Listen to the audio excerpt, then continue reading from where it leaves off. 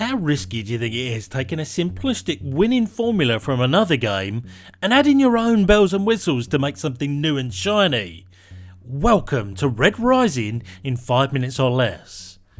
Entering a dystopian caste-based civilization found in a series of novels, you and your followers, aka the cards in your hand, represent an upstart house looking to either go full militant and break the chains of society, or just suck on the teat of the gold crew that sit pretty on top of the social pyramid. At its core is Rummy-esque style hand management, where your hand of cards will grant points come endgame based on their synergies with one another.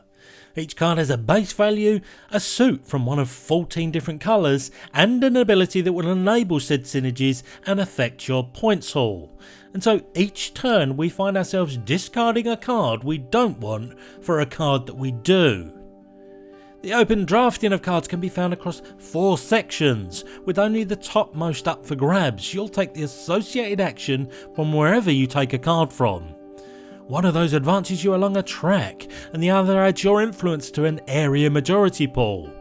Another then grants you a resource providing fixed points, and the final one allows you to use your chosen faction's special ability. And there's a splash of take that in the game, more often than not coming from cards that have when played effects when they're discarded to the marketplace. And the end of proceedings is triggered when enough of the 3 different point scoring actions have been taken. It's your hope then that your hand of cards are as you want them, and your advancement during the game supplements your overall points tally. So why might you like it? Well, there's plenty of appealing decision making on offer, with every action a case of prioritising the most beneficial. Sometimes that will mean prioritising a synergistic card for your hand, and other times the ancillary actions might be more valuable. However, that choice won't always be obvious with an ever evolving game state, so you end up playing the odds and letting fate decide. You're also given space to pivot if your game plan is not quite working out for you. Those cards in your hand, 1 or 2 of which you might be building around, are just not panning out, and so you see a couple of cards on board that might change your fortunes, and 2 turns later you're forging a different path and not losing ground due to the accompanying actions you're always taking.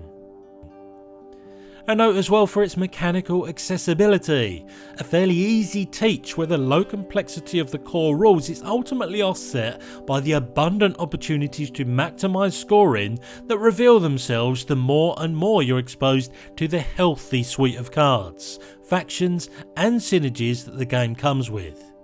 But why might you not like it? Well, forcing a comparison to its inspiration, the bottom line is that the card play and the synergies between them is where the fun lies in Red Rising.